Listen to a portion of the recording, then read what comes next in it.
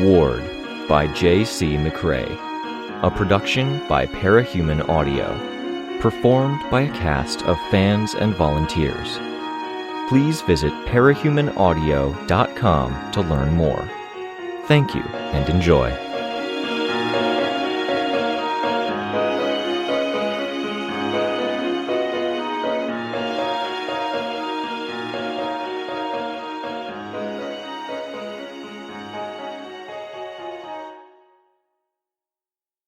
Arc 10, Polarize, Chapter 7.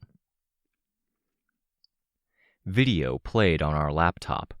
A cartoon of a beautiful woman with black skin, dreadlocks, yellow stick-on nails, and a canary yellow boa in a tropical paradise.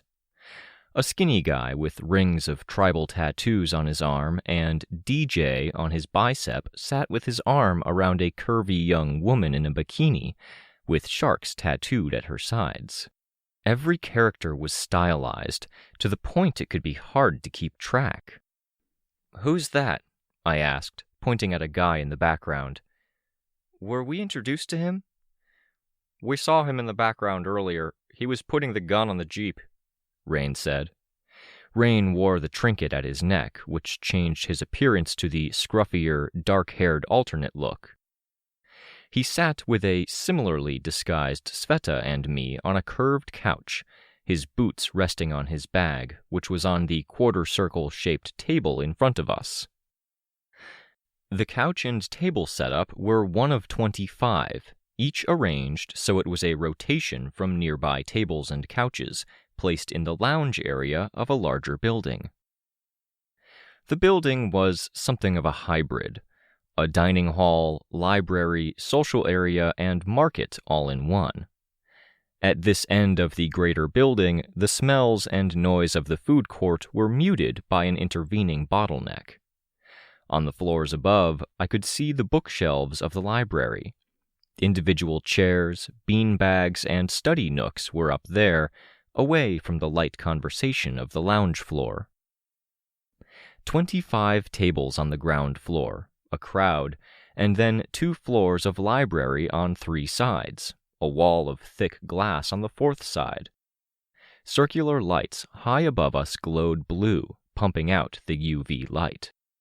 This was Lime Center. When the last winter had rolled around, things had been bad. Suicides had peaked as the winter went long, and isolation had been a part of that. Being cold and hungry was one thing. Being cold, hungry, and alone? The inorganic way that so much of the megalopolis had sprung up had led to whole groups and clusters of people in isolated pockets being left with no contact with other people. There had been places where people could gather that had been crammed with those seeking human contact from dawn until well after dark. And there had been places where there just hadn't been anywhere to go and talk to other human beings that weren't neighbors. Lime had been a tent city a month ago, and past the big windows of Lime Center, the construction was continuing well past sundown. Snow, bright yellow construction vehicles, and dark skeletons of prefabricated buildings being put together. No plumbing, not in the original sense, just fat tubes set into ditches just deep enough that gravel and dirt could be piled over top and packed down. "What show?" a guy asked, leaning over the back of the couch. He looked 25 or so, and from his jacket and the bag he had slung over his shoulder, he had the look of a tent city denizen who hadn't quite let his guard down. Not so different from a homeless person who kept everything they valued within arm's reach. "Blood Atoll?" Sveta said, adjusting her headphones so the one wasn't covering her left ear. "Never heard of it. Seeing people in bikinis is making me wish I was someplace warmer. I'm not sure I could stand to watch that." Rein chuckled. "Is it good?" "We're not far enough in to know," Rein said. He hit the pause button. The scene had the woman with the boa looming over Parker, the youngest person in the house.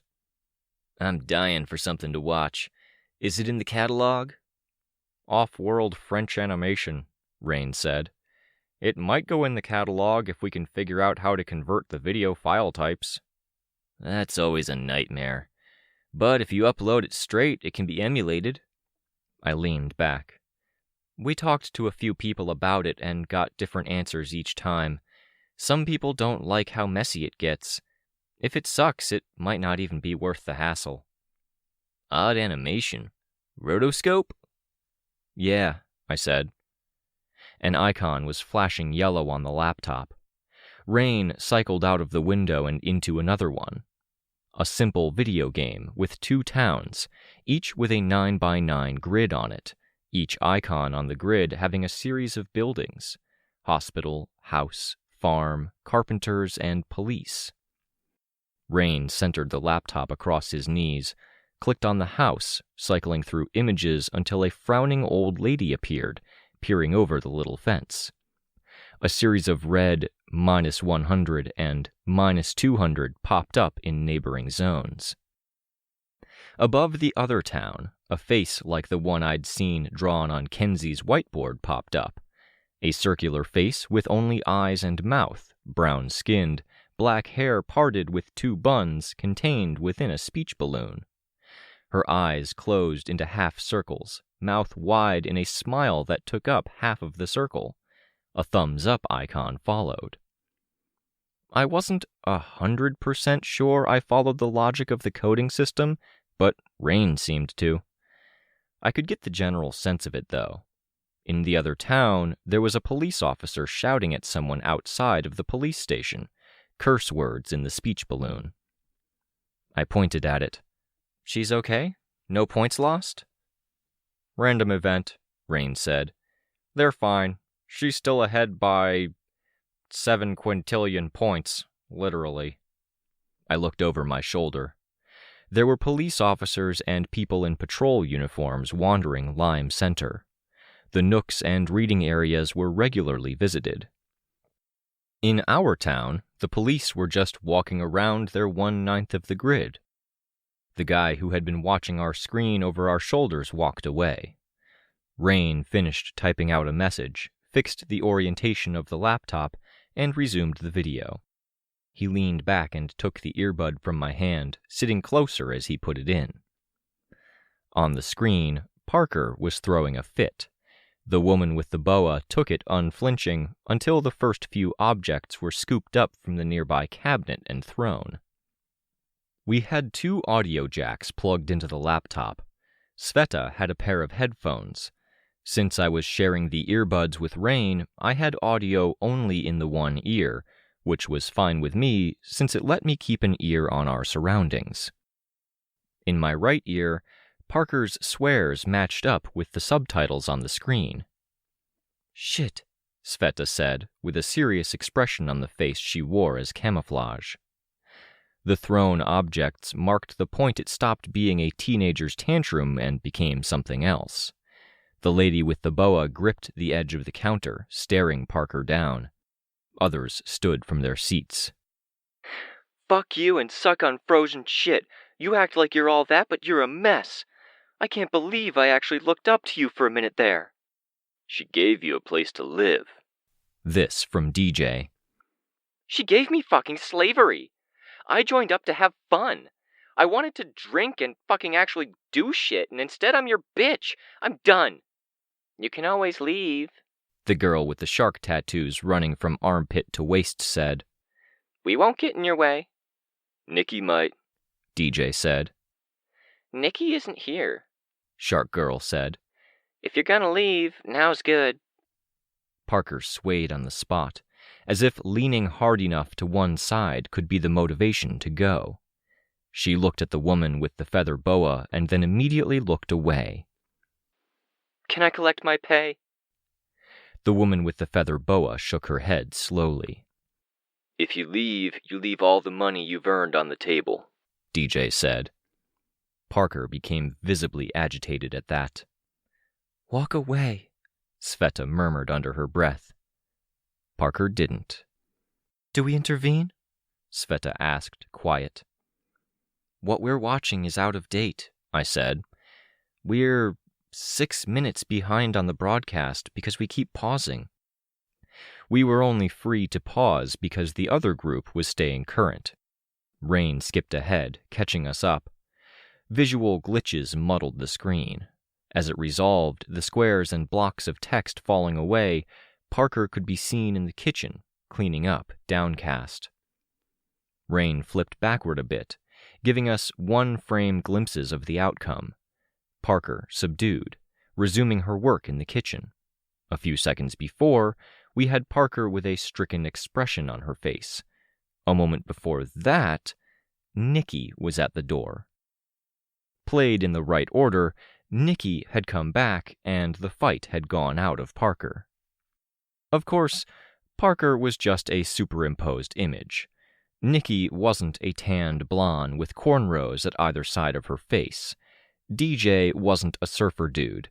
The girl with the shark bite tattoos wasn't his side chick, and the woman with the boa wasn't the silent leader of the group of pirates. Love Lost had settled here in Lime. We had some surveillance, but positioning ourselves was a task. 90% of everything that wasn't part of the old tent city was under construction. The other 10% was like this, crowded, patrolled, and potentially monitored by moles and agents in league to Love Lost. We'd tried to set up and operate out of the van, where our supplies were in easy reach and our team was together.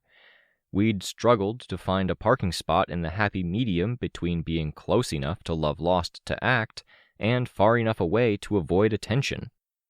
Within 2 minutes, we'd had police knocking on the door of the van. Every spot was pre-claimed or, as we'd been told, subject to the whims of the construction team that were moving large amounts of material through. Our attempt to get out of the van and set up somewhere as a team had been similarly stymied. With that, and after seeing just how closely monitored and claustrophobic the emerging community was here in Lime, I was prepared to give Love Lost some credit. She'd either been insanely lucky to stumble onto a location like this, or she'd had the sense to find it. I was betting on the latter. Our only options had seemed to be setting up in the next area over, with a 20-minute travel time to get here if we needed to do something, or setting up close and dealing with the constant hassle, with civilians peering over our shoulder and potentially reporting back to Love Lost. Except Kenzie had had an idea. Old programs. One to superimpose images, and another that let her tech put the game together based on a description. We'd watched for 10 minutes before the game popped up in a mostly working fashion. "What do we know about her?" I asked. I reached forward and hit the arrow keys, since there wasn't a lot happening on screen. I stopped when we had an image on the woman with the canary feather boa on screen. "Heavy question," Rein said. "She's angry, but I think most people picked up on that." "Silent," Sveta said. "Nearly silent," Rein agreed, nodding. "She was law enforcement. Detective, I'm pretty sure. I saw a flashback where she won an award, her daughter was in the audience, so I think she was a pretty good one. I remember, another flashback. She had a child, but her child died. Was killed. Senselessly." The sentences were more fragmented as he went. I saw him clench his fist, white-knuckled, before wrapping his other hand around it and cracking the knuckles manually, his eyes on the screen. "And she turned into a pirate?" I asked, mindful that people might overhear. "Using all of that expert knowledge from her past life?" "Something like that," Rein said. "The vicious anger is a running theme.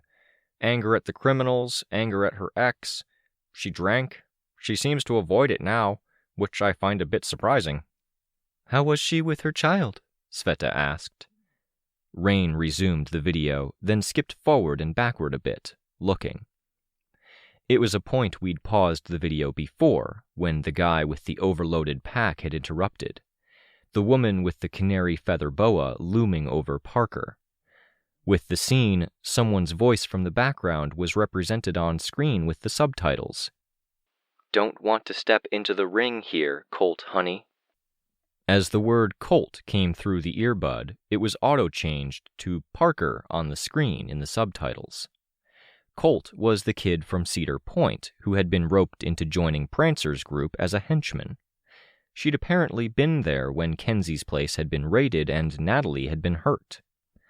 Rein seemed to want the image to stand for itself. Our painted-over picture showed Love Lost leaning forward, staring down Colt. No words, only intimidation. Angry?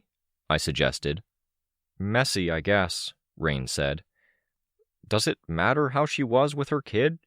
Because I think she loved her child with all her being. Doesn't that count for something? Sveta frowned. I'm so tired of dealing with parents like Kay's, Vic's, and now this mess. I can't really comment. Rein's voice had dropped, almost like he was falling away, but his gaze was intently fixed on the face on the screen. Nobody deserves to go through what she went through. What she's going through every minute of every day. She's carrying that now while she's dealing with, Parker. Do you need to sit this one out? I asked. Before, I had pretty strong feelings, but I could think about the big picture. Now that I'm closer, the feelings are bigger, and I think the feelings are winning. Ask me again later? I nodded. That didn't make the situation any easier. If Rein sat this one out, then we had Sveta and I as part of this group, and Swansong, Capricorn, and Lookout as part of the other group. Love Lost had more capes than that, and she was entrenched in this area. This was her turf. We could call others in, but they would face the same problem we did. There weren't any good places for capes to lurk. Set up too far away, and response times would suffer. Get too close, and they could be spotted. I had my phone. It wasn't camouflaged like the feed on the laptop was, but I was reasonably sure that whatever I browsed would be dismissed as idle reading, provided I scrolled past images quickly enough. I sent a message to Advance Guard. They had some people with mobility who could swoop in. The icon on the screen flashed, indicating that the game had updated. It was the little Kenzie face in the speech balloon with no smile, eyes wide. An Ashley face was laughing with a hand in front of the mouth, the ha ha ha floating away. Tristan's face popped up, green and barfing a thin stream that pooled on the roof of the building below the speech bubble. Rein went back to the video feed and caught us up to the present, where a faint arrow indicated what the other team was watching. Between my teeth and cheek? For an hour, huh? What do you say? Side piece. Why'd you have to say teeth like that? Teeth are 10 kinds of fuck no. DJ. Not even a nibble? Never a nibble. Never! I've known people who liked being nibbled on and nipped. You know fucked up people side. What if I tucked it somewhere safe and warm instead? We could go catch a movie and then I'll give it back. How fun would that be? On the screen, Side piece cozied up to DJ. He seemed to accept the cozying, but said, Safe and warm for you is an inch from nitroglycerin for me. Side piece made a sound that was about 50% snort, 40% nasal snort overlapping the first, and 10% laugh. I'm attached to it, DJ said. Detach it. I want to play with it for a while. We could have so much fun. On the other window, Kenzie was marked as away, a candy emote over her head. Going to get snacks, while Side piece and DJ potentially got R-rated. Tristan was with her. Rein hit a key and the subtitles disappeared. I saw him glance back and looked out of the corner of my eye. A guy in a uniform that could have been a security guard or cop was standing off to the side, looking in our direction. You'll lose it. Nuh-uh. I've seen you lose your keys, your favorite top. That shit was stolen, no fair. Your phone, twice, your banking card. I was really drunk when I lost the card. Your pancreas. Grows back. Slowly. But it grows back. And I didn't lose it exactly, okay? I had a snow fort pile going, you know? What the fuck is a snow fort pile? What the kids do with snowballs, all stacked up neat and ready to throw. And then the ground shook and rattled the table, and it all blew. Ovaries are such clusterfuckers, all loaded up with those eggs. I did pretty fucking good finding as many of the pieces as I did. You lose shit, Side. Admit it. No! I had reasons and other shit going on. I'm not going to get carelessly drunk if you give me a toy to play with. That's what you do every day. Toys and drugs and drunk. The two started play wrestling on the couch in their... I wasn't sure if it was a headquarters or home. The tropical overlay did mask some of the essential details. There was a key to make the overlay drop away, but that risked letting bystanders see the feed. Sprite and Shortcut were on their way. Shortcut wasn't my first choice, but I wasn't about to look this horse in the mouth. Colt was in the next room, though she might as well have been in the same room as the frisky pair, because the wall that separated kitchen from the living room space had a massive window in it that things could be passed through. Love Lost was moving. On the screen, the lady with the feather boa was pulling on a light jacket. The camera zoomed in as she slid something up her sleeves, attaching it to her wrists. Claws. "Going to battle," I said.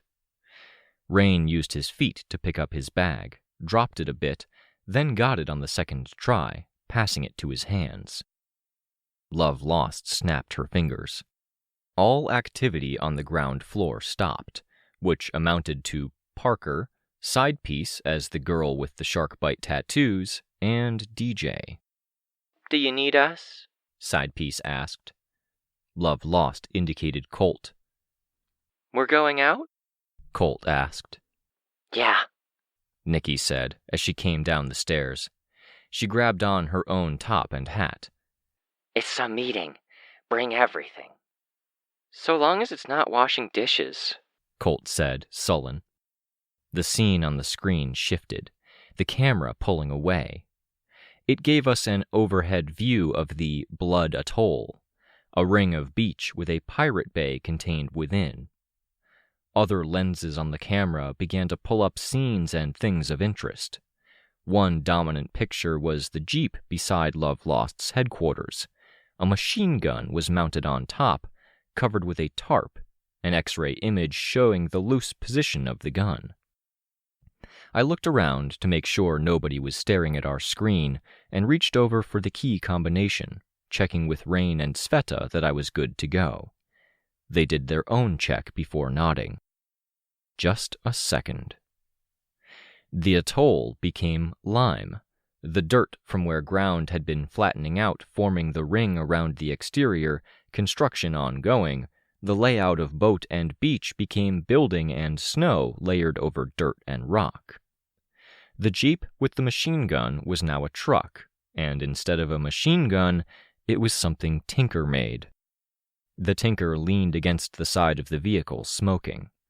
He did wear a mask, soft with goggles built in, a spike of metal extending from the connecting piece between the two goggles, up the forehead, and arcing back over the head, giving a silver line to the part in his greasy copper-colored hair.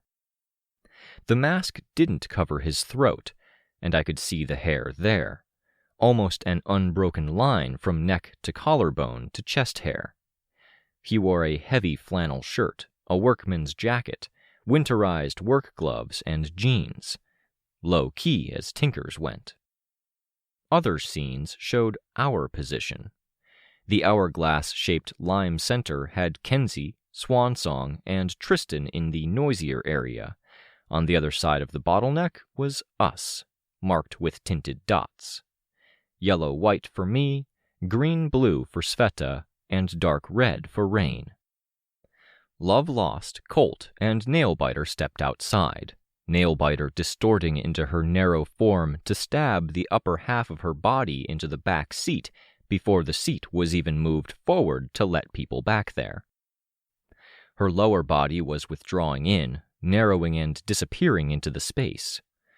Colt climbed in normally before pulling the seat back to its normal position to let Love Lost in.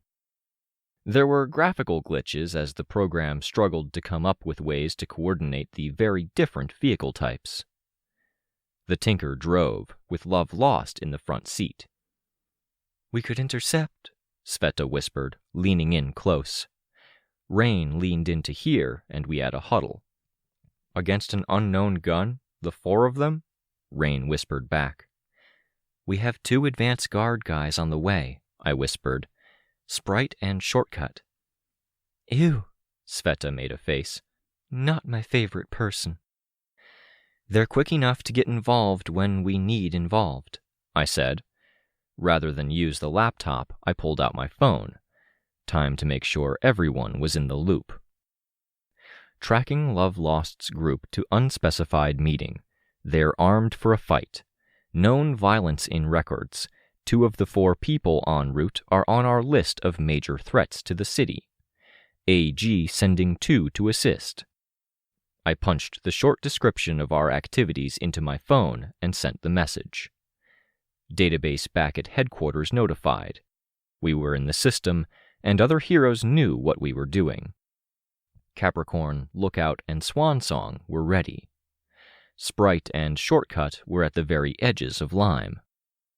2 more bases to cover.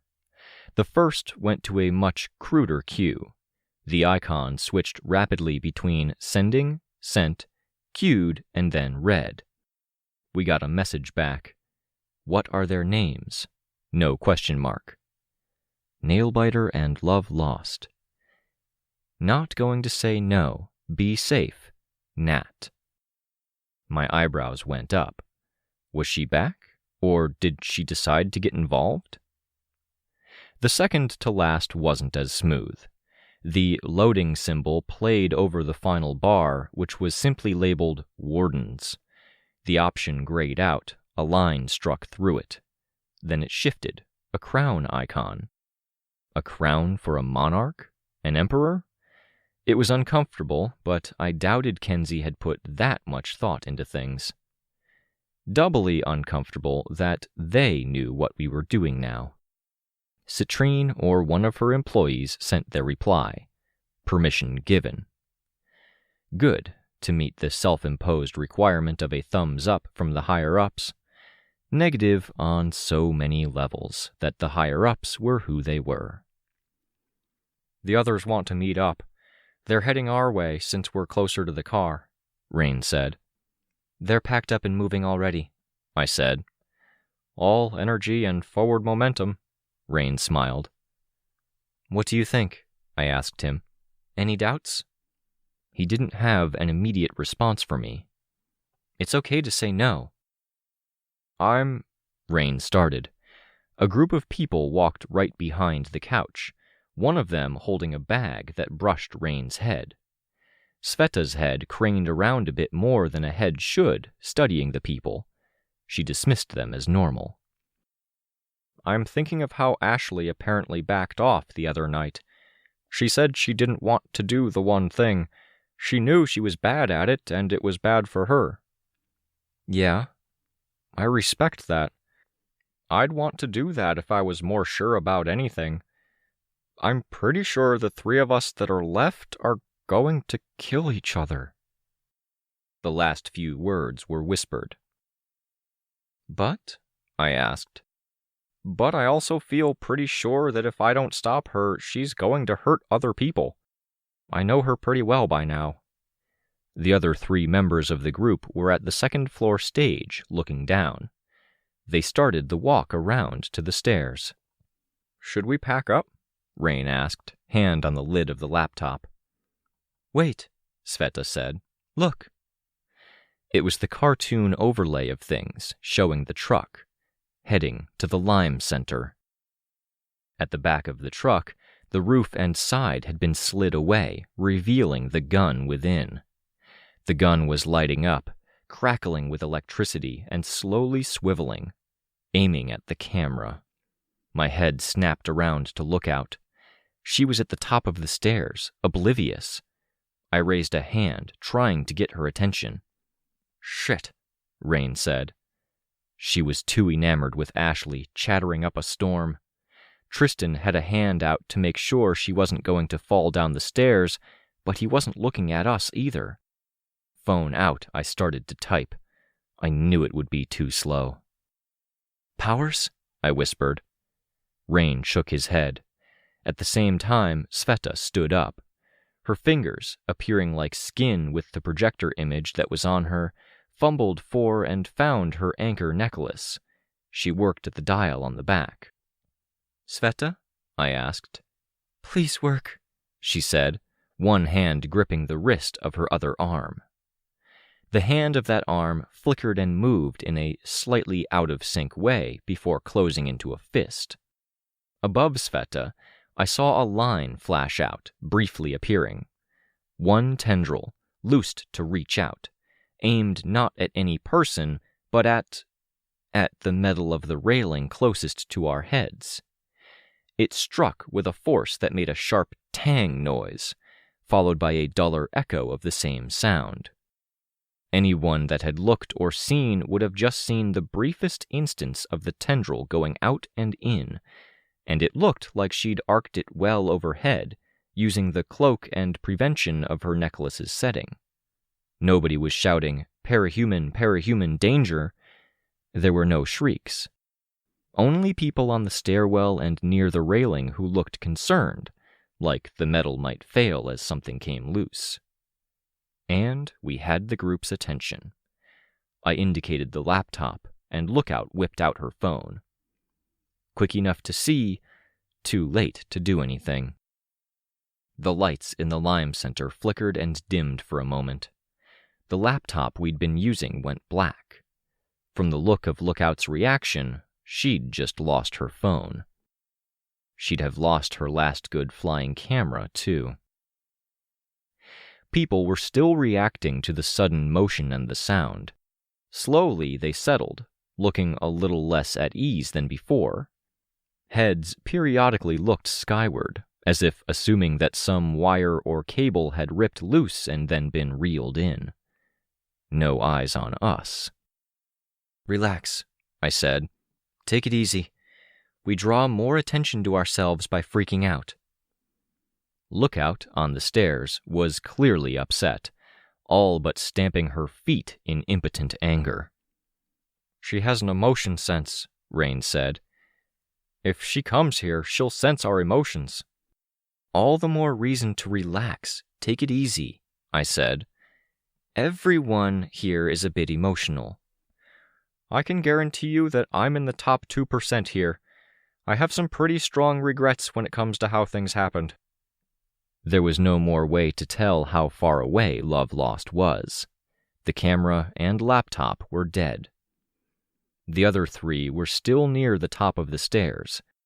I motioned for them to hang back, and then turned my eyes and my attention to the tunnel that led from the second floor of this half of the hourglass-shaped center to the second floor of the other half. Make sure you have an escape route. We had our stuff packed and ready to go, the escape routes in mind.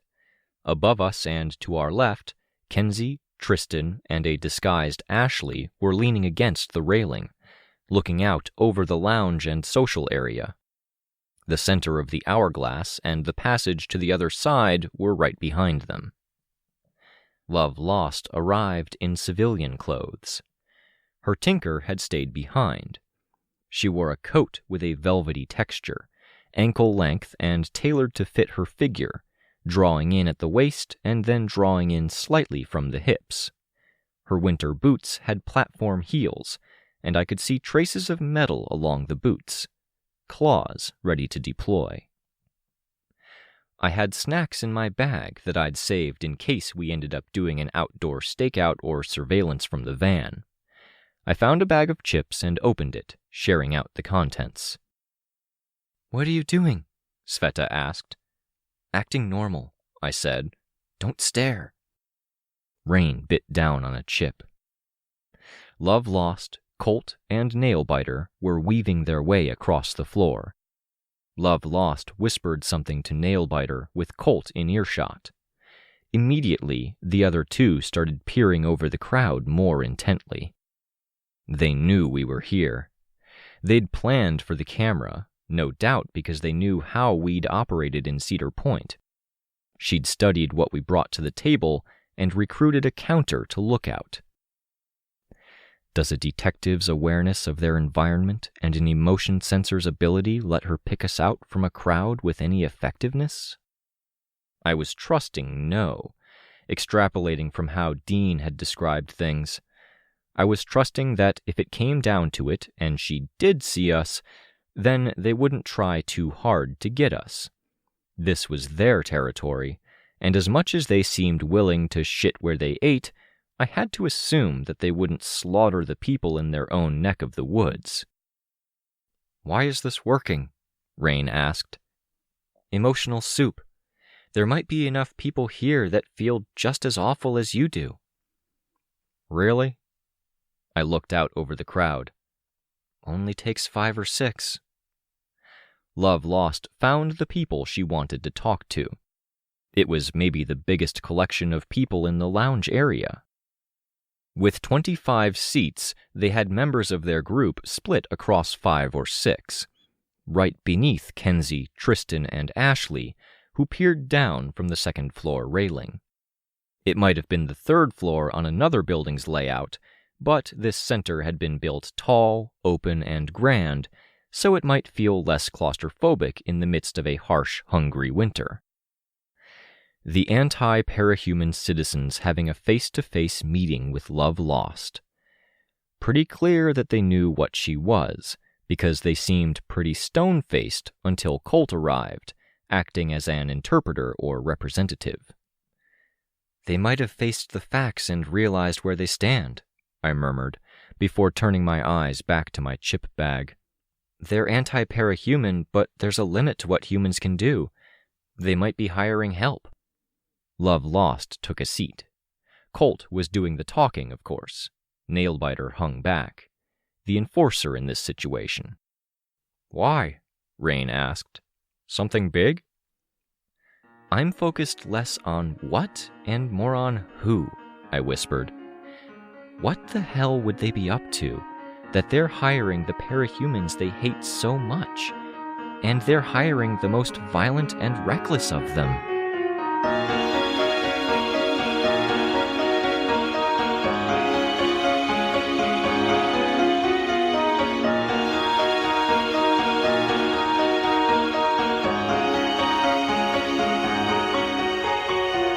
This was a production of Ward by Parahuman Audio. Ward and the Parahuman stories are written and owned by J.C. McCrae. You can find the original text and support the author at parahumans.net. For more of the Ward audiobook, as well as other community works, please visit parahumanaudio.com. Music for this chapter was by Anexia. Check out their YouTube channel, Anexius. Editing by The Violet Legacy. Find them on Twitter at The Violet Legacy. Narration by Robert Rein Ramsay. Find more of their work at our website. Thank you for listening.